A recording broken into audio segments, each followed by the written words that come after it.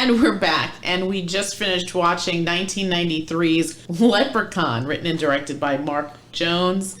It's the story of a, I guess, homicidal leprechaun who's just trying to get his pot of gold back. He wants his gold back.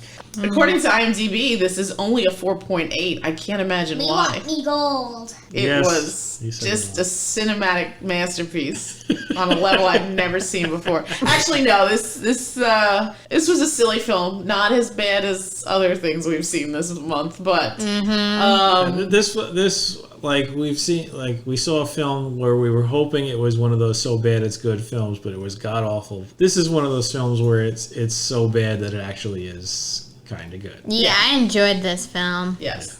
It was silly. It's the type of movie that you can watch, although there is mild cursing. There's some cursing in it. They drop a couple of F-bombs. And, yes, like some little kid curses. Yes. He dropped a big F-bomb. I really hope that kid died, but he didn't. Yeah. You know what?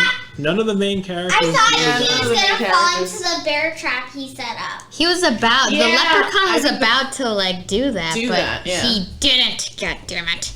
That kid was a brat. I hated that kid. Okay. Yeah, he actually really was. I wasn't too bothered by him, but it was just silly, top to bottom. This is one of those movies where you really don't have to put too much thought into what you're watching. Yeah. Just turn off your brain and enjoy the ride, I guess. I mean, I feel like this is going to be a quick review. There's really nothing to tear apart here. I mean, it's not Citizen Kane again, but it's not... Birdemic. It's not Birdemic. Absolutely not. Well, all right. Well, let's just go through. Olive, you seem to enjoy this film. You were jumping around, yelling and screaming and...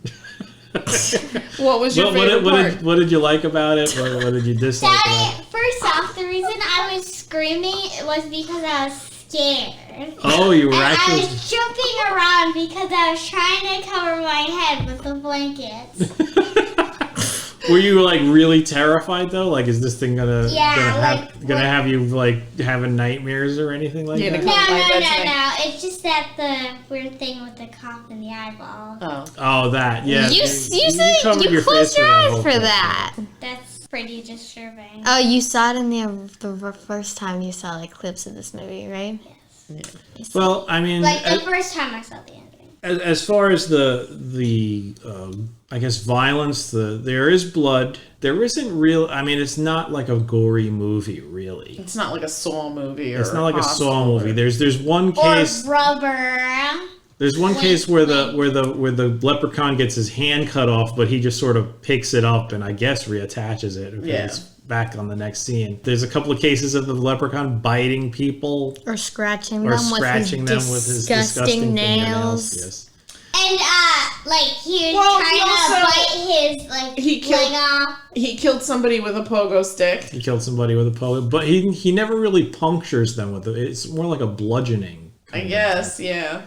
They could have. I mean, seriously, if they wanted to really amp up the gore, they could have, but they didn't. So this isn't really. And for some reason, his blood was green. He's a leprechaun. The leprechaun got shot once, and sort of greenish blood. Wait. But Olivia, you didn't tell anyone your favorite part yet. What was your favorite part? Did you have a favorite part? No. Nothing really stood out. Okay. What about you, Gracie? I like this movie. This movie was funny. Actually, I did have a favorite part. Oh, now you remember? You do. All right, go ahead. Yeah. I like that part where he was trying to bite his leg. The other guy. When the guy was in the bear trap. Yeah. Yeah, that was kind of crazy because he's in the bear trap. He's laying on the ground. And the leprechaun just kept coming at him and biting his leg, and they were like hitting him with sticks. Yeah, just end this. And after that whole event happened, was like Jennifer Aniston still not believing that it was a leprechaun? Yeah, she said, I don't know what that thing is, but it's not a leprechaun. Are you serious? 1,000 times. Yeah, he literally said, I'm a leprechaun. I'm a leprechaun. I'm a harmless leprechaun. Yeah, he's like, I'm just a harmless leprechaun. And she's still giving Ozzy grief because he says, did you tell him it was a leprechaun? No, my favorite part was when Ozzy actually calls the police station and he says the words, the leprechaun is attacking. Yeah, and the cops are just like okay, goodbye, Ozzy, and they hang up. What did you think of it? I mean, it's not like in the upper echelon of so bad it's good horror films, but it's good.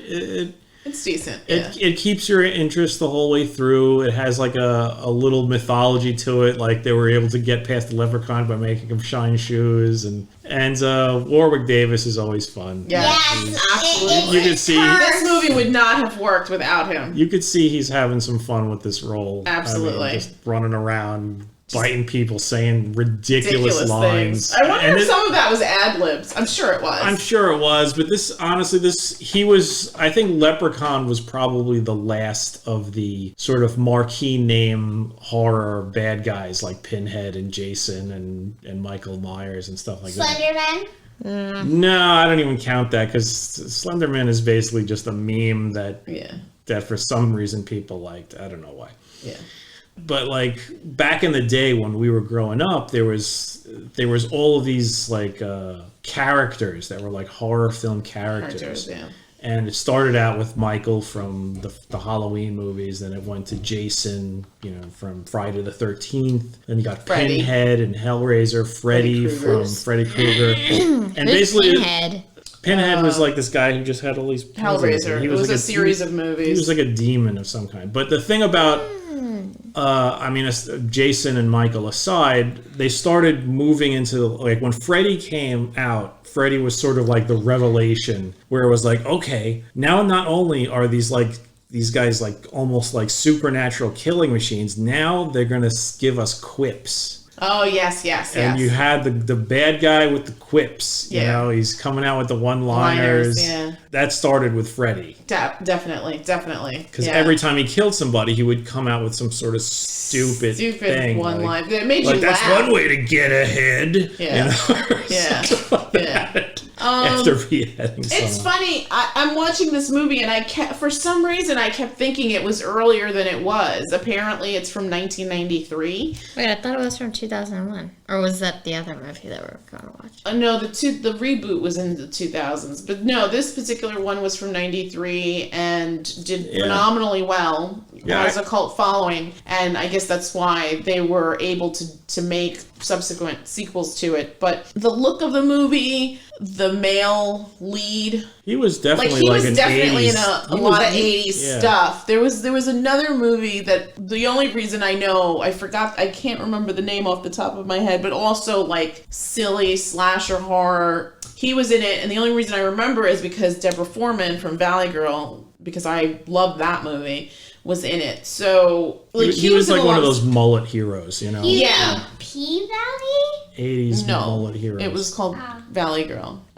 P-Valley has a show on it's HBO a TV now. show. Yeah, it's something completely different. Yeah, come and on. something that you should probably know nothing about. Olivia only knows the name because she saw it at commercials. But Leprechaun. Talking about Leprechaun. Yes, we're going to go back to that. I remember the commercials for this when it first came out because it was like one I had just gone to college. And it's funny, I remember there was like around that time was when a Ben Stiller show came out, and on Fox there was the Ben Stiller show, and on Fox there was also a sketch comedy show, and it had Jennifer Aniston on it. Oh, how funny! And the thing that was funny that I noticed in this movie, and this film came out around that same time, when they open up the cabinets, they find a box of Lucky Clovers, and on the Ben Stiller show there was an entire sketch where U2 was advertising something called Lucky Clovers.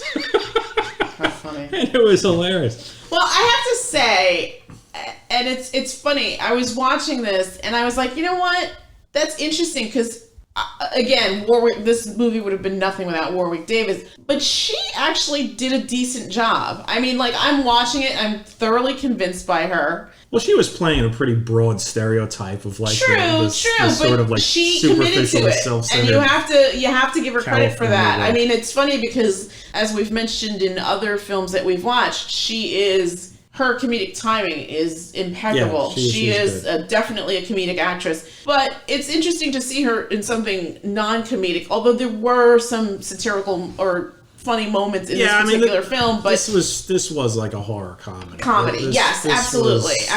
And it definitely played to her strengths as an actress. Yeah. And I was horribly impressed. I mean, I've always not been... I'm going to out myself here, and I'm sure people are not going to like it, but...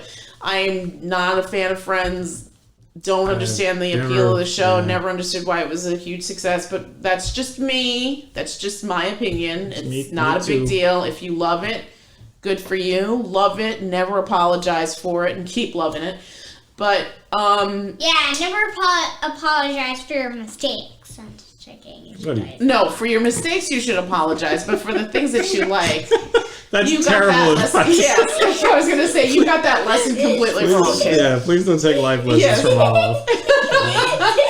But I was going to say that I was horribly impressed with her because she really committed to the role. I mean, sometimes we'll watch movies and you'll see an actor and actress just completely phone it in. I think we were watching, like, Hellboy 2 the other day, and I was like, Selma Blair, you could tell, just was not... She was just not into it. Yeah. I enjoyed this. It was fun. It was silly. It was goofy. If you're looking for some kind of hour and a half bit of entertainment with a little sauciness to it, I guess, there's mild cursing, there's mild gore, then this is it for you. You don't really need to bring your intellect to this particular film experience.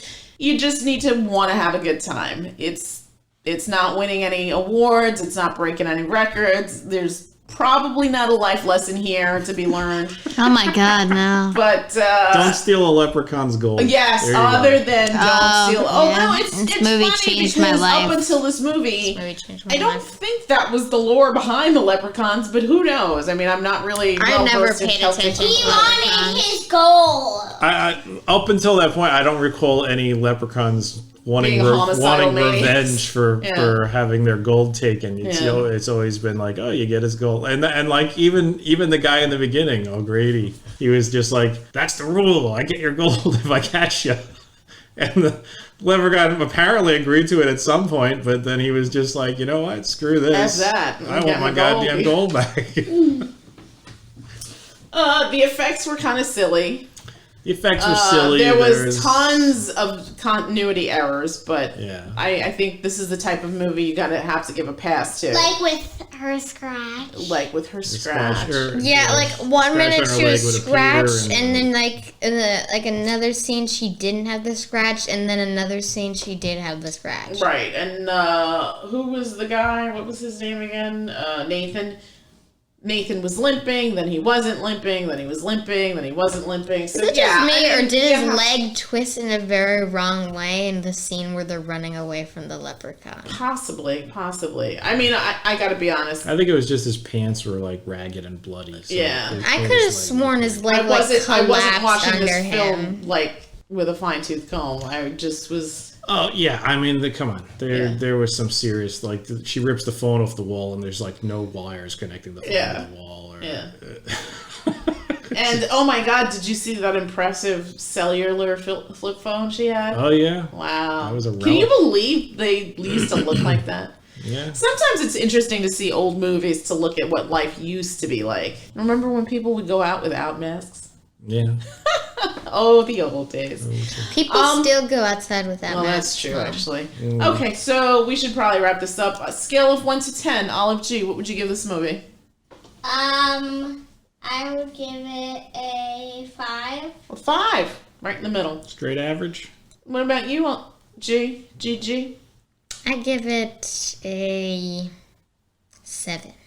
I enjoyed this movie a lot. Interesting. I would give it a 6.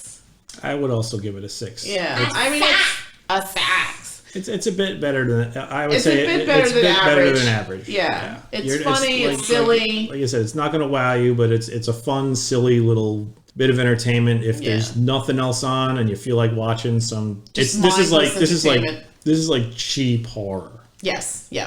But not so cheap that it's like agony to watch, like Birdemic. Oh God! Those driving scenes drive me insane. Oh my God, that's a pun. No, it isn't. Drive. Stop it. Just stop. Drive. Just stop talking. All right. Insane. So that's it from us. Thanks for stopping by. We'll come back with another review soon. Good night. Night. Good night.